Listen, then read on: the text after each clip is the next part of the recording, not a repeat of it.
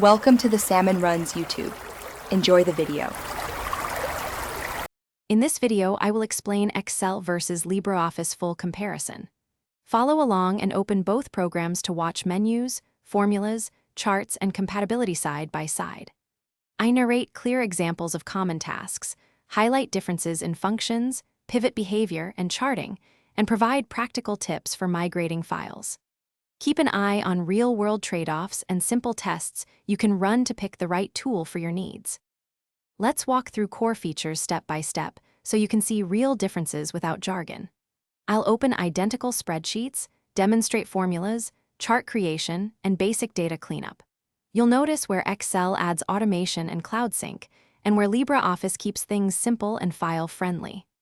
I explain which features impact daily work and which are optional luxuries, helping you prioritize what matters most for your projects. Quick add pause with a friendly reminder. If you're finding this comparison helpful, please subscribe and like so I know to make more content like this.